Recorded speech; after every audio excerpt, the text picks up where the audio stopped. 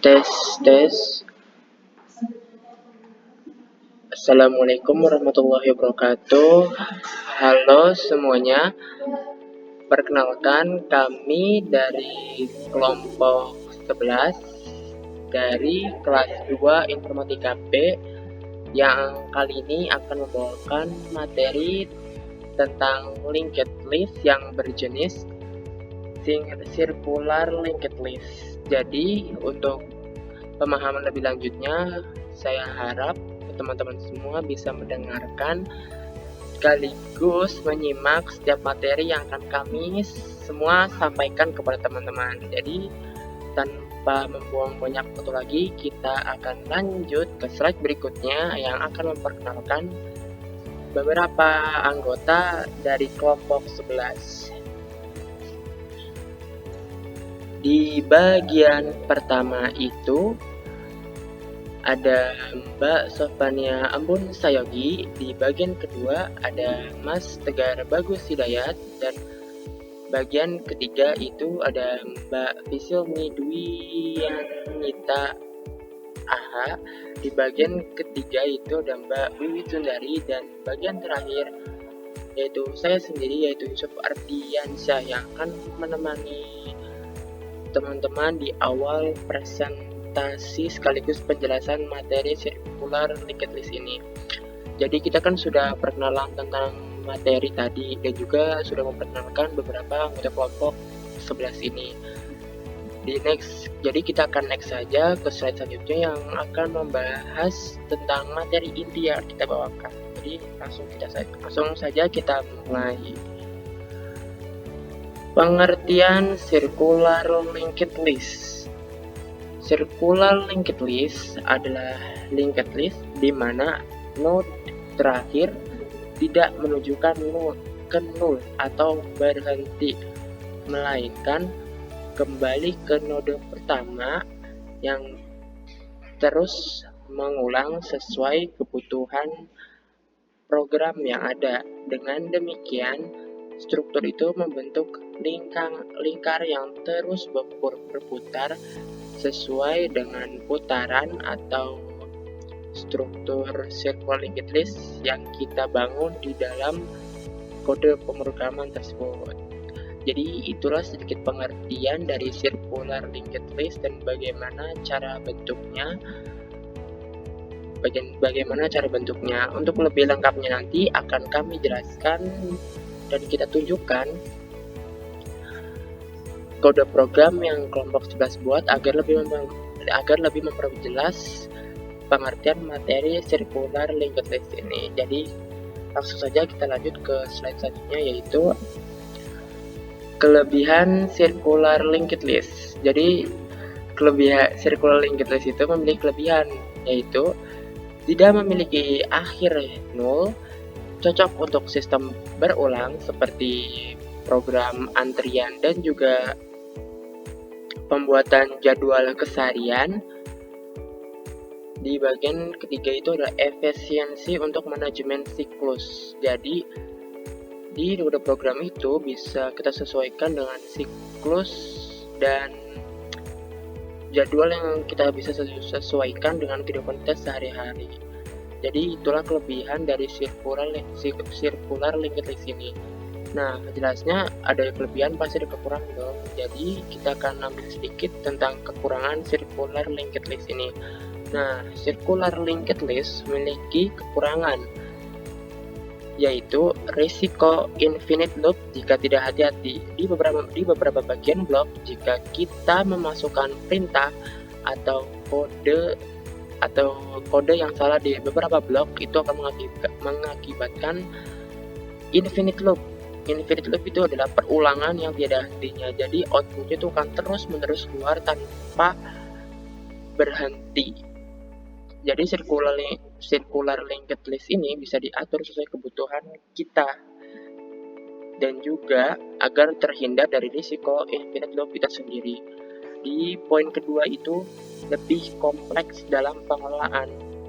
Circular linked list itu bisa lebih kompleks karena kita bisa sesuai mengatur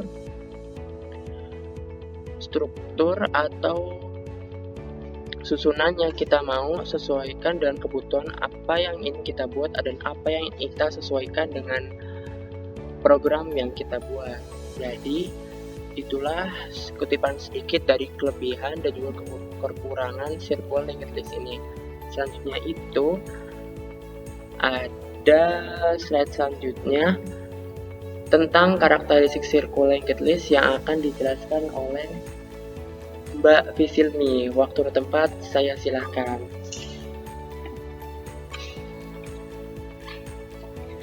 Oke, selanjutnya ada karakteristik circular linked list. Yang pertama yaitu node terakhir menunjuk kembali ke node pertama atau heap. Yang kedua yaitu ada tidak memiliki nilai nol di akhir list. Yang ketiga, struktur berbentuk melingkar atau sirkular.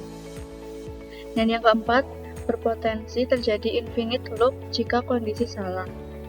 Yang kelima, setiap node memiliki pointer ke node berikutnya atau next. Dan yang terakhir yaitu cocok untuk proses yang bersifat berulang atau looping. Materi selanjutnya akan dibacakan oleh teman saya.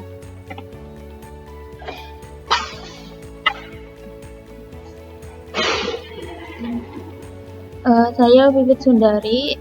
Materi selanjutnya adalah contoh penggunaan circular linked list. Contoh penggunaan yang pertama itu adalah round robin scheduling. Berikut cara kerjanya adalah setiap proses itu disimpan dalam bentuk list. Lalu CPU menjalankan proses secara bergiliran.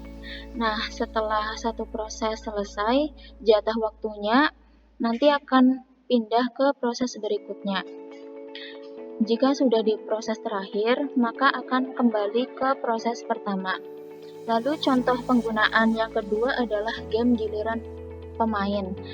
Nah, berikut cara kerjanya adalah setiap pemain itu kondisinya sama dengan node. Lalu yang kedua, giliran berpindah ke pemain berikutnya. Setelah pemain terakhir, nanti akan balik ke pemain pertama. Materi berikutnya akan disampaikan oleh Mbak Embun.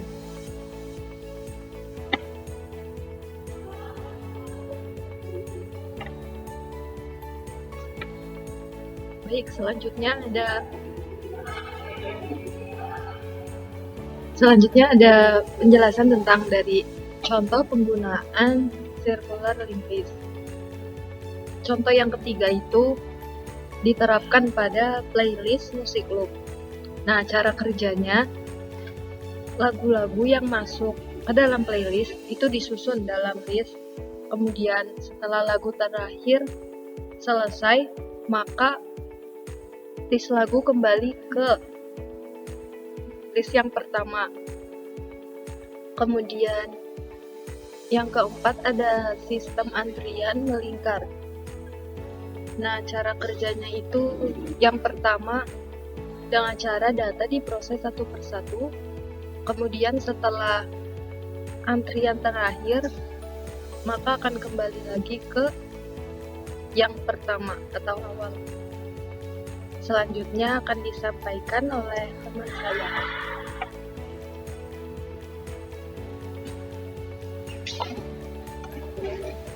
Oke, baik. Selanjutnya saya Tegar Bagus Hindaya akan menjelaskan dari kesimpulan dari materi-materi tadi yang sudah dijelaskan sama teman-teman saya. Jadi pada kesimpulannya yaitu circular linked list adalah struktur data yang bentuknya melingkar. Jadi node terakhir tidak berhenti di 0, tetapi balik lagi ke node pertama. Karena sifatnya yang berputar terus, struktur ini cocok dipakai di sistem yang berjalan berulang atau bergiliran. Terus ada pun beberapa kelebihannya dari circular linked list itu sendiri, yaitu lebih fleksibel buat proses yang bersifat loop.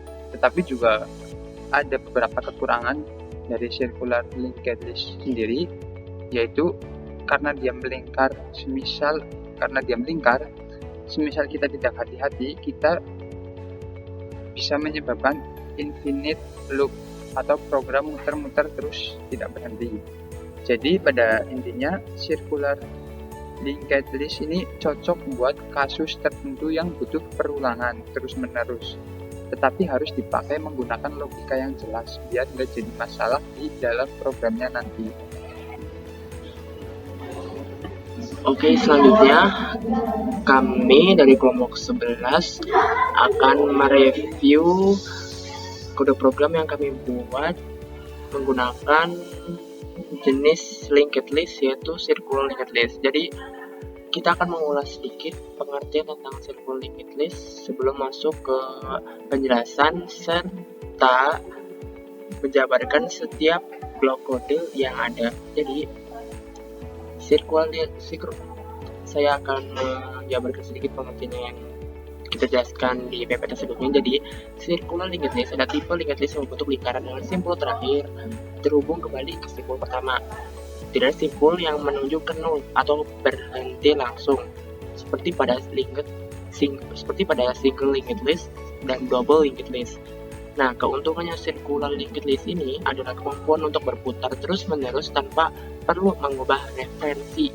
Nah, circular linked list ini sering digunakan dalam implementasi pembuatan program antrian, berputar, dan juga penjadwalan. Kita juga memberikan contoh simple circular linked list yang kami ambil dari modul yang diajarkan Ibu Iif. Jadi seperti ini contoh simple dari circular linked list. Jadi begini, ini ada node yang berisi data, dan tanda panah ini adalah sebuah tanda untuk bisa mengakses dan mengetahui isi dari node yang selanjutnya, dan selanjutnya itu akan terus menerus sampai ke 40. Nah, di 40 ini kita akan atur agar tidak langsung nol atau berhenti. Jadi kita akan menggunakan perulangan yang akan terus melaju ke awal lagi. Jadi setelah 40 itu bukan berhenti, tapi akan kembali lagi ke head atau ke awalnya lagi. Nah, jadi kita akan langsung masuk ke contoh program yang kelompok kami buat. Kelompok kami itu membuat contoh program dalam untuk membuat pembuatan jadwal. Jadi kita akan membuat jadwal keseharian kami selama 2 minggu dari Senin sampai Kamis. Jadi begini untuk awalannya, include iStream untuk mengatur input dan outputnya, dan selanjutnya itu ada struct node. Nah, struct node ini adalah struktur untuk membuat program circular linked list-nya sesuai dengan namanya struct dan node. Nah, node ini berfungsi sebagai gerbong yang berisi data. Jadi node ini nanti akan diisi oleh string matkul, yang artinya kita akan mengisikan data berupa tipe data string, yang artinya itu berupa kata dan kalimat.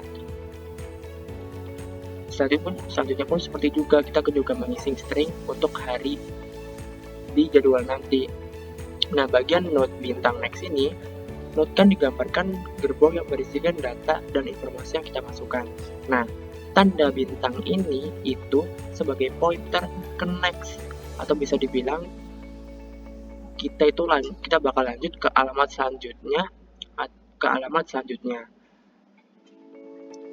Karena program kelompok kami membuat contoh jadwal mata kuliah, jadi isinya bakal berupa data, kata, dengan kalimat. Makanya kami menggunakan tipe data string tadi sesuai yang saya jelaskan. Selanjutnya itu kita akan masuk ke mengatur head-nya. Jadi sesuai yang saya bilang tadi, node kan digambarkan gerbong yang berisikan data dan informasi yang kita masukkan. Nah, bintang itu juga tadi bintang ini juga sebagai petunjuk ke alamat selanjutnya, yaitu head. Nah, karena ini masih awalan dan belum ada data yang kita masukkan, maka head itu sama dengan 0, yang berarti kosong. Jadi begitu untuk awalannya, untuk mengatur dan membuat struktur untuk mulai membuat program circular linked list tadi. Selanjutnya itu kita akan masuk ke pengaturan dan juga perintah program untuk menambahkan data string untuk variabel nama matkul dan juga variabel nama hari. Jadi di blok selanjutnya ini akan dijelaskan oleh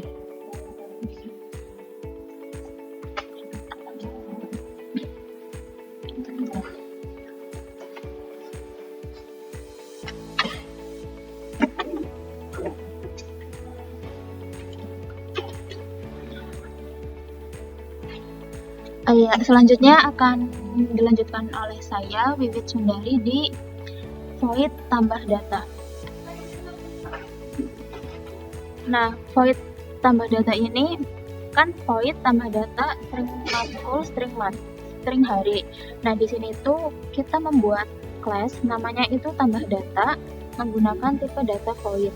Nah, void ini kan fungsinya buat manggil-manggil atau menambahkan data ke linked list. Nah, selanjutnya itu adalah node baru sama dengan new node. Nah, node itu menunjukkan ke baru. Nah, baru ini itu sama dengan new node atau gerbong baru. Maksudnya new node ini diinisialisasikan ke gerbong baru gitu. Nah, berarti new node ini menuju ke matkul.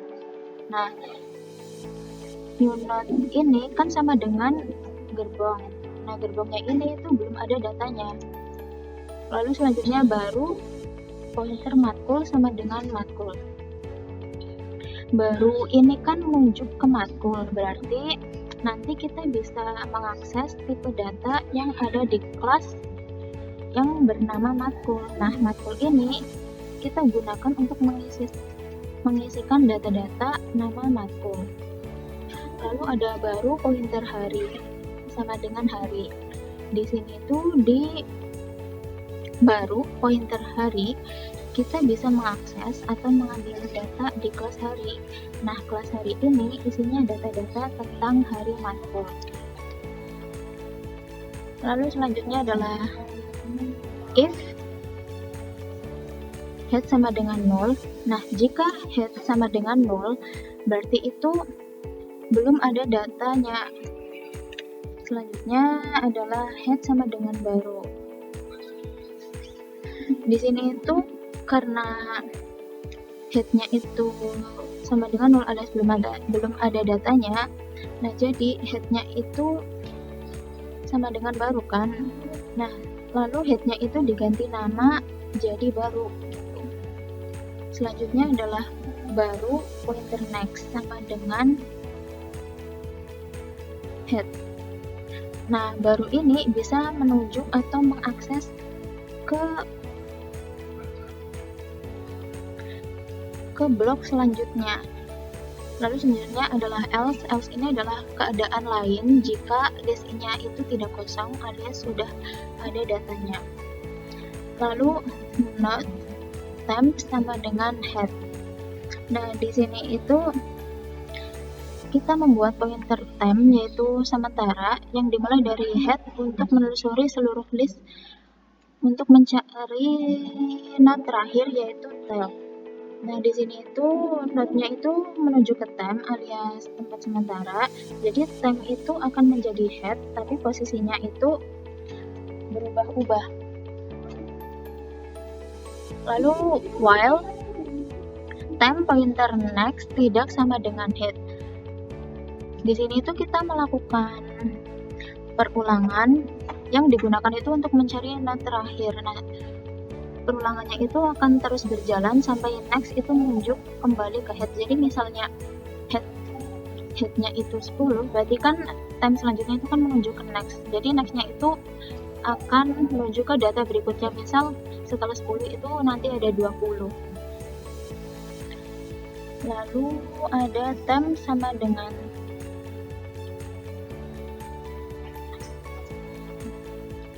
selanjutnya itulah temp sama dengan temp menuju ke next. Temp sama dengan temp menuju ke next. Jadi itu tempnya itu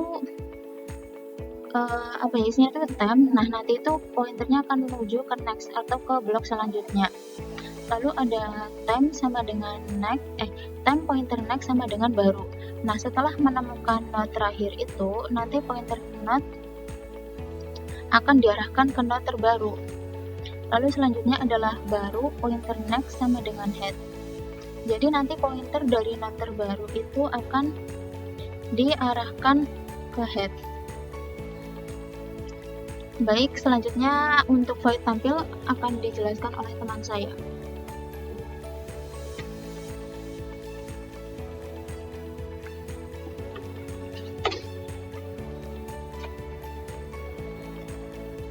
Baik, saya Sofania Ambun akan melanjutkan penjelasan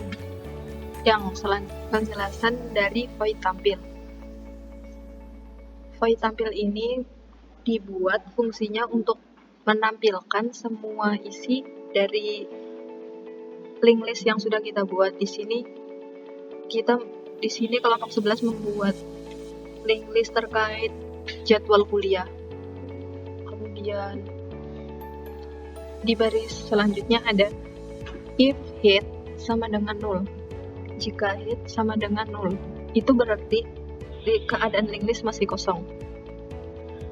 Kemudian cout jadwal kosong. Dan karena masih awal, maka link list masih kosong. Kemudian di sini akan mencetak keterangan bahwa jadwal kosong dan kemudian return keluar dari fungsi. Berhenti sampai di situ. Lalu selanjutnya yaitu not menunjuk kepada term sama dengan head. Nah, di sini kita membuat pointer term yang dimulai dari head. Head posisi awal tadi masih kosong dan kemudian karena masih kosong dan kemudian awalan dari pointer ini berarti dimulainya dari head sebagai posisi pertama. Kemudian cout jadwal kuliah yaitu menampilkan header judul tentang jadwal kuliah. Kemudian di sini ada looping atau perulangan menggunakan do, cout, term menunjuk matkul. Kemudian di sini ada strip menghubung kata dari matkul, kemudian ini tem hari dan mengakhiri baris. Nah, di perulangan ini kita menggunakan while untuk menampilkan data matkul dari hari pertama, hari Senin, dan terus berlanjut sampai hari terakhir. Nah, di sini matkul, misalnya kita tuliskan matkul bahasa Indonesia, penghubungnya strip, kemudian hari dilaksanakan pada hari Senin. Kemudian akhir baris sudah lanjut ke baris selanjutnya, ada term sama dengan term pointer next, menuju ke next. Nah, di sini perpindahan not ke berikutnya, not yang baru. Terus di sini kan pakainya term tadi seperti di posisi awal bahasa Indonesia. Lah, head-nya itu masih di awal kan, head bahasa Indonesia, terus term. Lah, term ini kan belum ada keterangannya, terus nanti di term ini berubah jadi bahasa Indonesia dan next-nya menunjuk ke not baru yang nantinya akan diinputkan lagi. Kemudian ada while term tidak sama dengan head. Nah, looping ini akan berhenti ketika term kembali ke head. Jadi kalau term sudah mencapai di titik akhir, misal hari terakhir itu Rabu atau Sabtu gitu ya, misal kita setting hari terakhirnya itu, maka otomatis akan kembali lagi ke posisi head, itu ke hari Senin. Baik, selanjutnya bagian void putaran akan dilanjutkan oleh teman saya.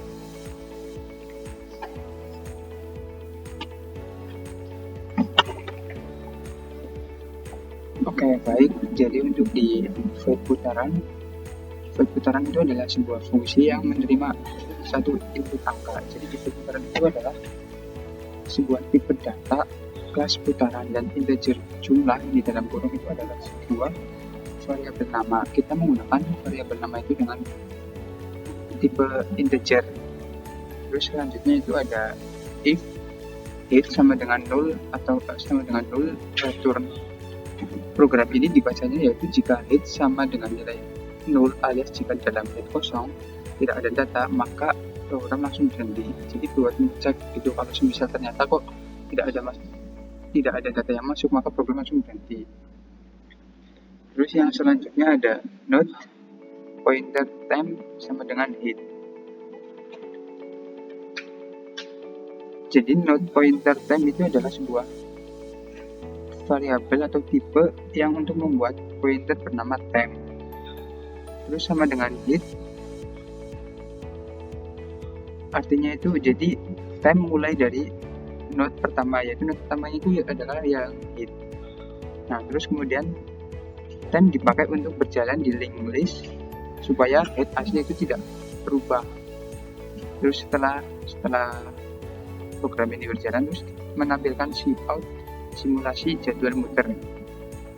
Jadi cout ini bertujuan untuk mencetak judul atau identitas simulasi di layar terminal. Jadi nanti saat program dijalankan, pengguna tahu bahwa yang muncul di bawahnya itu adalah hasil dari simulasi jadwal tadi.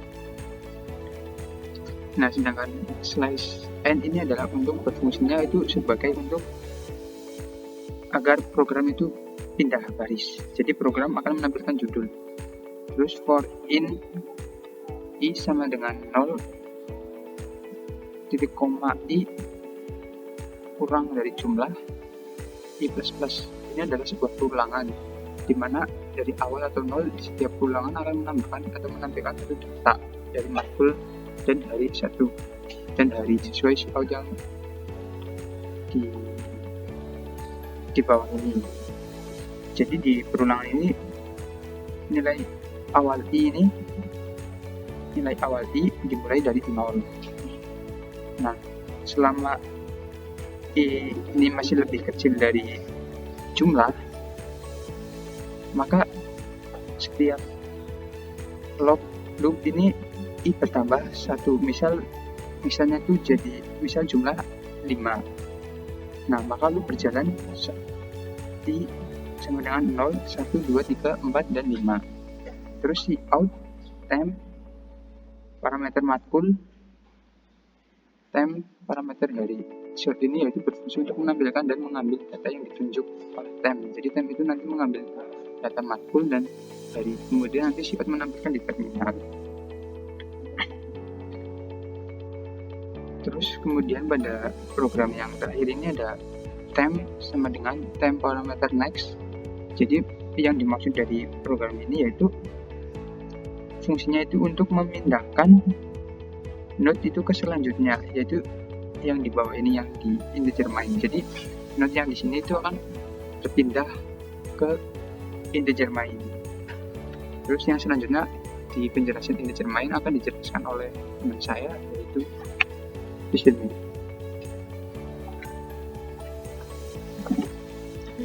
Setelah itu ada integer main. Integer main di sini adalah suatu fungsi yang dimana mengembalikan nilai dan berperan sebagai program utama. Nah, lalu di sini ada pemanggilan fungsi dengan nama tambah data,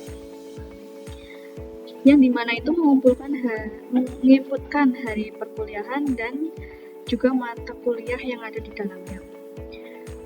Pada putaran pertama, yaitu ada bahasa Inggris, di mana di sini dijadwalkan hari Senin. Pada inputan kedua, yaitu ada logika informatika, dijadwalkan pada hari Selasa. Inputan ketiga, sistem operasi, yang dijadwalkan pada hari Rabu. Dan inputan yang keempat, Al-Quran hadis, yang dijadwalkan pada hari Kamis. Lalu, pemanggilan fungsi tampil yang ada di sini itu menampilkan hasil inputan yang sudah dimasukkan dan juga dimasukkan kepada variabel data. Dan di sini ada putaran. Kode ini itu berfungsi sebagai mengatur putaran jadwal sesuai kebutuhan yang kita butuhkan. Setelah sudah semua, kita akan menampilkan output dari kode program ini.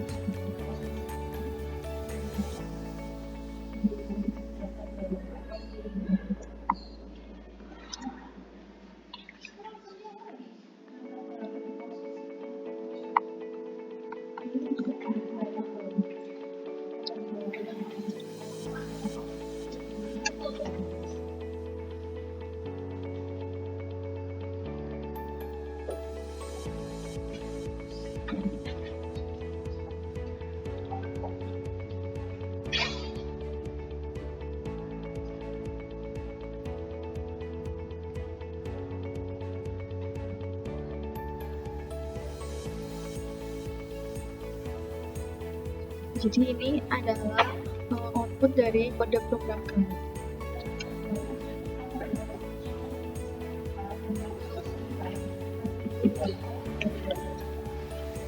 Jadi begitulah hasil dari program yang telah kami buat, yang kami buat untuk membuat jadwal keseharian kami di kuliah ini dalam jangka waktu 2 minggu, karena sesuai putaran yang kami masukkan di sini itu kan 8, otomatis jadwal-jadwal ini akan berputar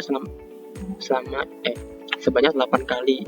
Jadi Senin, Selasa, Rabu, Kamis akan diulang lagi sampai dari head awal. Jadi Senin, Selasa, Rabu, Kamis. Jadi semua matkul ini mencukupkan sampai 2 minggu kegiatan kami selama di perkuliahan. Jadi itulah penjelasan dari kode program yang telah kami semua buat. Mungkin masih beberapa ada yang salah atau kurang lengkap. Jadi kami mohon maaf untuk ketidaksempurnaan ini, dan sisanya itu kesempurnaan yang milik Allah SWT. Jadi begitulah hasil kerja kelompok kami. Terima kasih juga untuk penyimak dan juga mendengarkan penjelasan materi dan juga penjelasan dari setiap blok kode ini.